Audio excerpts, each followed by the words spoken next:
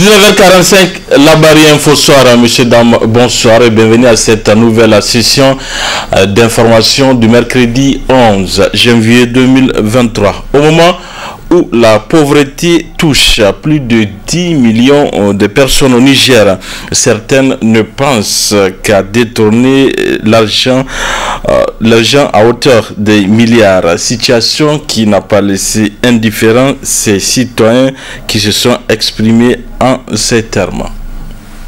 Le président de la République doit prendre ses responsabilités parce que si certains citoyens se permettent de prendre les biens du peuple pour faire de leur acquisition propre, je pense qu'il faut vraiment de la punition pour que ceux qui vont venir après, la jeunesse qui sont là, ils sont en train de... Vous voyez, dans toutes les fadas, il y a les jeunes qui sont là, ils n'ont pas de travail. Quand vous partez dans les services, vous allez trouver que tout le monde est là, ils vont vous dire qu'il n'y a pas de service, tout ça là.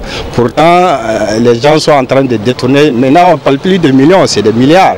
Chaque jour, c'est des milliards détournés. Alors que la jeunesse, elle est là. Partez dans les marchés, tout est cher. La vie est chère. Aujourd'hui, je pense que le président de la République est vraiment, c'est à lui de prendre ses responsabilités pour vraiment traquer tous ceux qui sont en train de s'accaparer des biens publics. C'est le droit du peuple. Le peuple a voté pour le président de la République. Donc si le peuple réclame quelque chose, je pense qu'il doit vraiment prendre ses responsabilités. On ne peut pas comprendre qu'un fonctionnaire de l'État, un ancien de l'État, détourne des milliards. Il est là. Mais pourtant, il fait tout. Alors que le citoyen vole une chaise, on le trouve en prison. Alors qu'on a vu des milliards à la défense. Un peu partout, l'unité de détournement avec ce gouvernement, c'est des milliards. Ils ne sont pas inquiets. Alors que le citoyen paisible, le citoyen, ne détourne pas une chaise. Et la peine, c'est pas où tu vas manger, il va la chaise à 1000 francs pour manger. Maintenant, c'est toi la police, le procureur, c'est la prison civile. Il faut que nous, Nigériens, pour que nous, on sanctionne. Puisque tant qu'on ne sanctionne pas, il n'y aura pas, ça va continuer. Et notre société civile doit être appuyée par des marches hautes pour arriver au gouvernement, à ce gouvernement de sanctionner ces détourneurs. Et c'est l'impunité. Si par exemple, mon voisin me vole, il me lorgne, il n'y a rien fait contre lui, on le fait peut-être juste emprisonner et puis après on le relâche. Mais pourquoi pas moi aussi? Moi je peux être santé. Je pense que le meilleur moyen, c'est de remettre les cartes à zéro. Il faut fermer les yeux sur les appartenances partisanes, les appartenances sociales. Tant que quelqu'un a fait un acte, il faut qu'il paie le prix.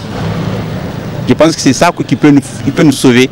Et je pense que, par exemple, j'ai vu à Gadeza, la Halsa est partie pour enquêter sur un phénomène. Et je pense que c'est ça qu'il faut.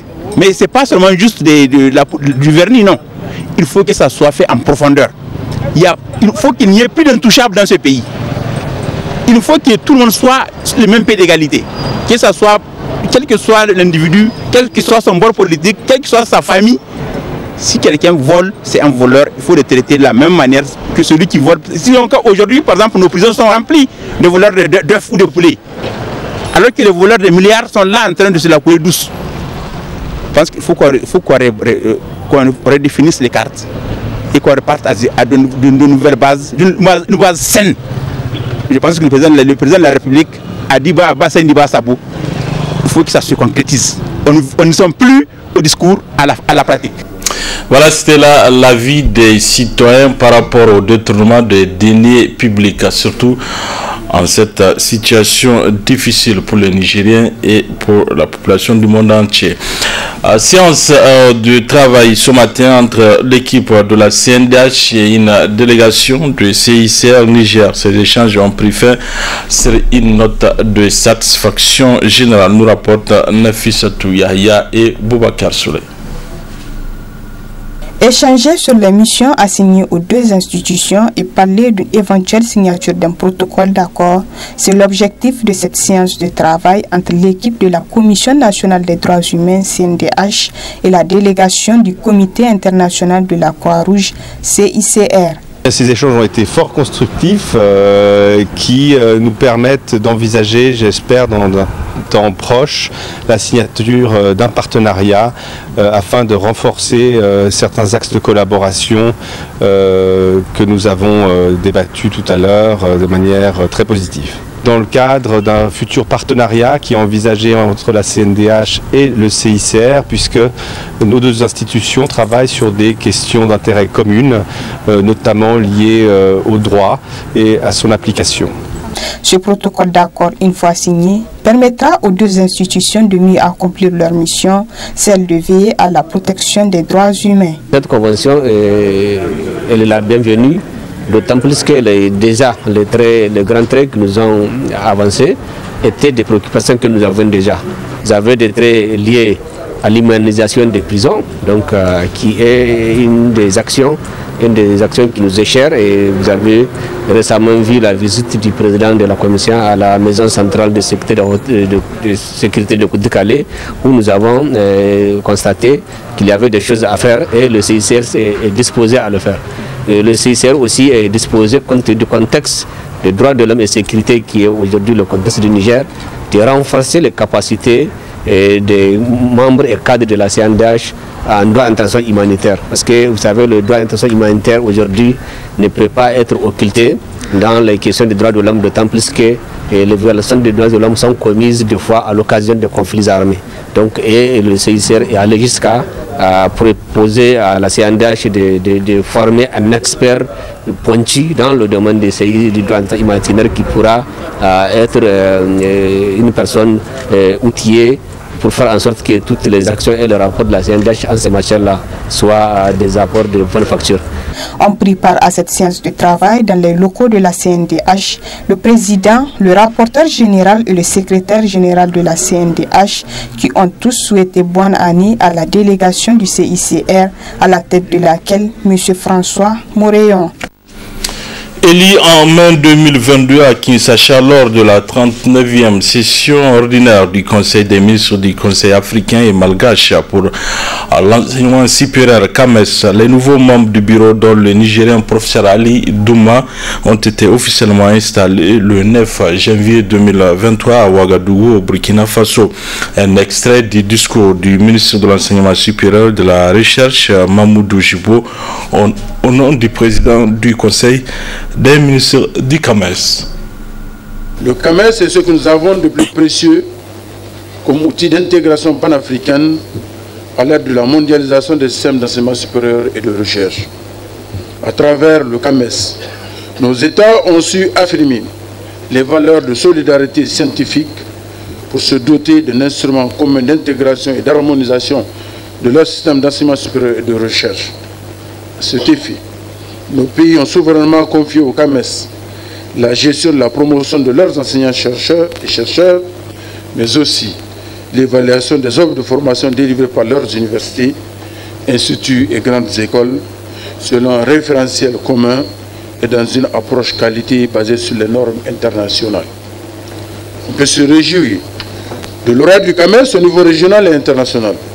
Notre institution commune est aujourd'hui reconnue par les parties prenantes et ses partenaires comme une institution leader du développement de ses États membres par l'enseignement supérieur, la recherche et l'innovation, et un organisme garant de la qualité de l'enseignement supérieur et de la recherche à travers les outils qu'il disponibilise gracieusement et les directives qu'il édicte dans notre espace. Honorables invités, mesdames et messieurs, Monsieur le secrétaire général entrant, professeur Suleiman Konaté, je vous réitère nos vives félicitations, les félicitations de l'ensemble du Conseil des ministres, de nos chefs d'État, pour votre nomination à ce poste stratégique au sein du CAMES. L'accomplissement de votre mission et la concrétisation de votre vision que vous venez de décliner, vous pouvez compter sur notre soutien inconditionnel. J'invite par la même occasion toute la communauté universitaire de notre espace à vous épauler dans l'exécution de votre projet institutionnel qui, je suis certain, apportera un nouveau souffle au programme statutaire de notre institution panafricaine de référence. En attendant, je vous souhaite bonne chance et plein succès dans votre difficile mais exaltante nouvelle fonction. Tous les meilleurs vœux du Conseil des ministres vous accompagnent. Pour terminer, j'aimerais inviter tous les États membres à apporter leur soutien au secrétaire général du CAMES en lui fournissant les ressources humaines, matérielles et financières nécessaires pour lui permettre de jouer pleinement sur l'agence du Conseil dans ces domaines vitaux et prioritaires que sont l'enseignement supérieur, la recherche et l'innovation.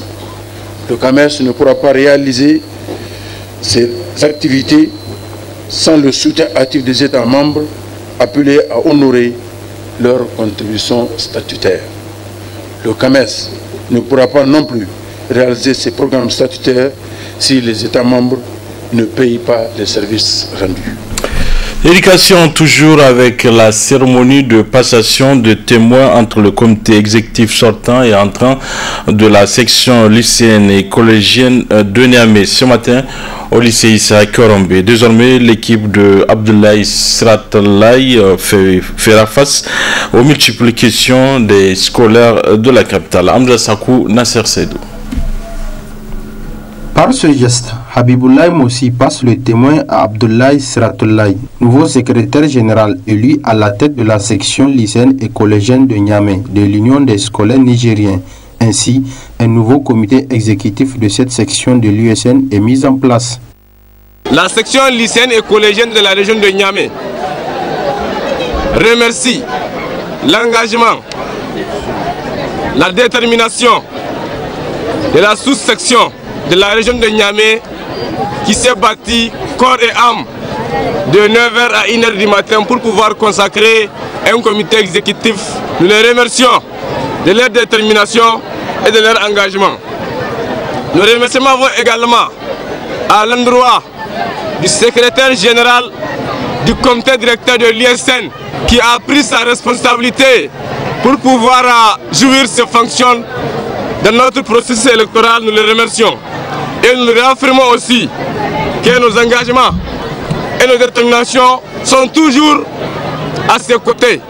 Et nous continuerons de soutenir le comité directeur de l'ISN jusqu'à la fin de notre gestion. Je lance un appel solennel à l'unité et à la mobilisation à l'ensemble des scolaires de la région de Niamey pour faire valoir uniquement les intérêts de la grande base. Je lance un appel encore à l'endroit de nos camarades, nos anciens camarades, nos camarades candidats malheureux, nos camarades qui comptent semer des désordres à l'endroit du système éducatif de la région de Niamey. Je tiens à les rappeler que je l'ai toujours dit dans mes propos. On ne peut pas préparer une victoire dans un processus électoral à la veille des élections. La victoire se prépare dès le début. Aujourd'hui, nous sommes un comité exécutif nouvellement élu, qui a été élu par la base et qui est là pour la base et uniquement pour la base. Je souhaite à l'ensemble candidat du BPC et du baccalauréat bonne chance. Nos militants qui sont dans les classes de passage, nous les invitons eux aussi de connaître d'abord leurs devoirs qui les amènent à l'école. Ce n'est pas le fait de venir faire des mouvements et de jouer. Rester unis et solidaires. Dans les prochains jours, nous allons continuer le même combat. Au cours de cette cérémonie, il a été question pour l'huissier de justice ayant supervisé les élections de présenter son rapport et le secrétaire général sortant de prodiguer des conseils à l'endroit de la nouvelle équipe relativement aux multiples défis auxquels font face les scolaires de la région de Niamey. Du sport dans cette édition, quelques jours avant le CHAN, le MENA A' s'active aux préparatifs à travers des matchs. Une manière pour le sélectionneur Haruna Abdullah de juger le niveau de ses poulains avant cette compétition continentale qui va débuter le 13 janvier prochain. On écoute Haruna Abdullah Talata, sélectionneur du MENA A'. Jusqu'au-delà du milieu de terrain, on est bien. vraiment dans la profondeur, dans les courses pour la finition, dans la percussion individuelle au niveau des attaquants. Je pense qu'il nous reste encore, il faut qu'on travaille. Et c'est pas qu'on n'a pas les joueurs susceptibles de le faire ou qui peuvent le faire, mais ils sont un peu timorés, un peu hésitants. Et ça fait qu'ils gâchent pratiquement toutes les actions. Donc on va mettre l'accent dessus les quelques jours qui nous restent avant d'aller véritablement rentrer dans cette compétition. Cette fraîcheur humide aussi a gêné un peu dans la fraîcheur chez nous, parce que nous on est plus apte à jouer sous soleil que sous ce temps glacé. Je pense que ça a un peu contribué dans les erreurs qu'on a commises. Donc ceux qui sont rentrés, qui étaient assis, étaient plus frais. Je pense qu'ils ont pu apporter un élan dans cette fin de match. On s'est procuré quand même des occasions. Déjà de la première qu'on pouvait espérer faire un but, mais malheureusement. Et là aussi l'expert de précipitation a joué. Il y avait des situations véritables pour faire but. Je pense qu'il manque, j'ai dit, ce caractère d'attaquant pour aller au fond, pour aller marquer ses buts. Et ça, c'est de l'ordre de la confiance. Maintenant, il faut commenter, il faut continuer à les remonter mentalement, à leur parler. Nous en venons à présent à notre rubrique hebdomadaire, la chronique juridique. Elle porte cette semaine sur le thème le bail commercial, un thème qui sera développé par Alfred Emmanuel, juriste et président du Raza Presse. Très bonne réception à vous.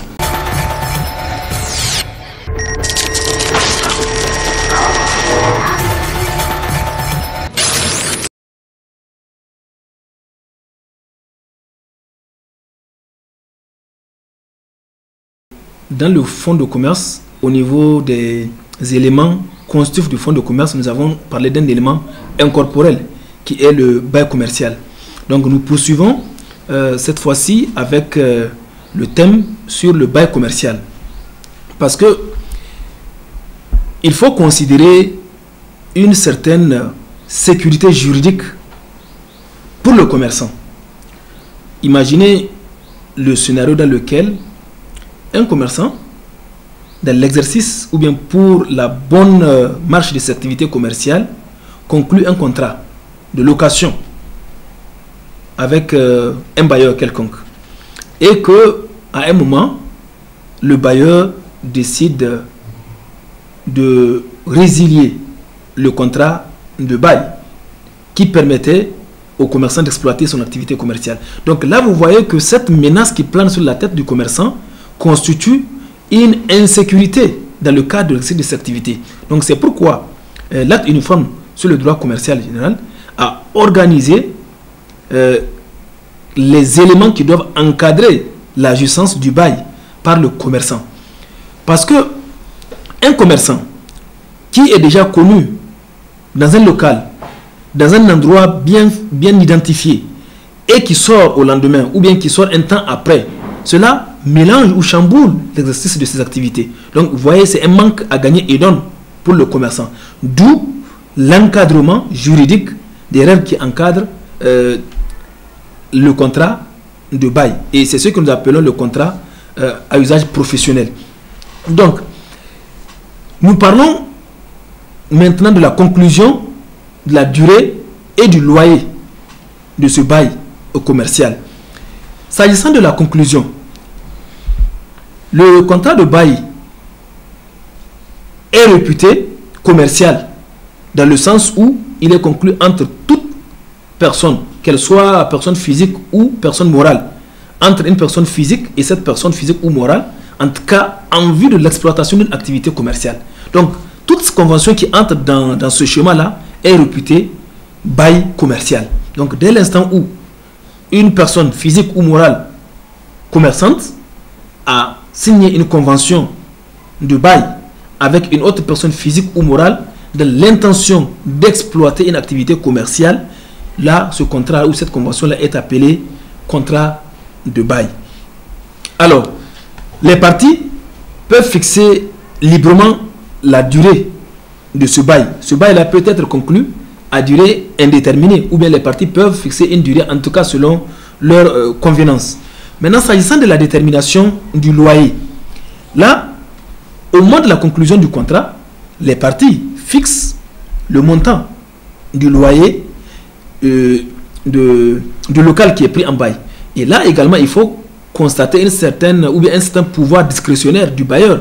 Parce que là, on ne peut pas également imposer au bailleur une certaine limite dans la fixation du prix du local. Mais toutefois, il faut reconnaître que c'est une convention. Et une convention, c'est un accord de volonté. C'est-à-dire que les parties s'entendent sur un prix à payer pour la location du bâtiment. Et le loyer est révisable dans les conditions fixées par les parties ou à défaut à l'expiration de chaque période triennale. C'est-à-dire que les parties peuvent décider de fixer une période à laquelle elles peuvent revoir le contrat de bail ou bien le prix du loyer, ou bien à défaut à l'expiration de chaque période triennale, les parties peuvent également revoir le prix. Cela permet une certaine sécurité juridique aux locataires commerçants. Ça lui permet déjà d'anticiper, ça lui permet de prévoir. Et s'il pense que le prix du loyer ne lui convient pas, et dans ce cas, le locataire pourra engager les démarches légales afin de pouvoir mettre un terme au contrat ou éventuellement de chercher un autre local plus approprié selon ses capacités financières. Mais l'avantage, c'est que ça permet déjà aux commerçants de prévoir et d'anticiper une résiliation abusive de la part du bailleur. D'autant plus que nous avons vu tout à l'heure, cette résiliation abusive risque de compromettre l'exercice effectif de l'activité du commerçant. Maintenant, qu'en est-il des obligations des parties? Parce que dans un contrat, chacune des parties a des obligations. Le bailleur, pour sa part, a des obligations qui lui incombent et le locataire également a les siennes. S'agissant des obligations pour le bailleur, premièrement, il est tenu de livrer les locaux en bon état. Deuxièmement, le bailleur fait procéder à ses frais dans les locaux donnés à bail à toutes les grosses réparations devenues nécessaires et urgentes. Voilà quelques exemples d'obligations qui incombent au bailleur. Maintenant, s'agissant du preneur, le locataire doit payer le loyer du bail commercial à terme échu. C'est-à-dire quand déjà vous convenez d'une date, il y a d'autres qui payent par avance, il y a d'autres qui payent le 1er de chaque mois, d'autres le 5 de chaque mois. En tout cas, selon la périodicité qui a été définie par les parties. Donc le locataire doit payer le loyer à terme échu. Le locataire est tenu d'exploiter le fonds pour le maintenir en activité. Le locataire doit également respecter la destination des lieux. Ça, c'est important. Vous allez voir, il y a des situations dans lesquelles le locataire prend à bail un local pour une activité quelconque. Et c'est cela qui a été mentionné dans le contrat. Mais demain, vous allez constater qu'il y a eu un changement de destination des lieux. Cela est une violation du contrat. Donc le locataire doit respecter la destination des lieux. Et s'il y a changement, le locataire doit informer le bailleur du changement de l'objet pour lequel l'activité ou bien le local a été pris à bail. Maintenant, nous abordons une question très capitale pour l'activité commerciale ou pour la sécurité même de l'activité du commerçant. Il s'agit ici du droit au renouvellement du bail. Cela sous-entend quoi concrètement? Parce que vous savez que de nombreux commerçants ne sont pas propriétaires des locaux dans lesquels ils exercent leurs activités. Cela veut dire que le contrat qui a été conclu peut arriver à terme. Ce contrat peut prendre fin. Et quand ce contrat prend fin, est-ce que le bailleur va renouveler ce contrat ou pas? Quel sera le sort du locataire? Donc vous voyez qu'il y a une certaine insécurité qui pèse sur le commerçant. Il ne sait pas si son contrat sera renouvelé ou pas. Et si il est en perpétuel changement de local, cela veut dire que les clients pourront perdre de vue en tout cas le commerçant. Et là, c'est un manque à gagner énorme. Donc, c'est pourquoi l'acte uniforme a prévu un mécanisme ou bien un droit au renouvellement du bail. C'est-à-dire que si vous avez un bail commercial, vous êtes prioritaire par rapport à tout autre potentiel acquéreur ou même par rapport à tout autre potentiel locataire. Une fois que votre bail est commercial, ce bail-là, il est sacré, il est protégé. En cas d'expiration, vous êtes préféré par rapport à toute autre personne qui peut venir aussi pour la location du même endroit, du même bâtiment.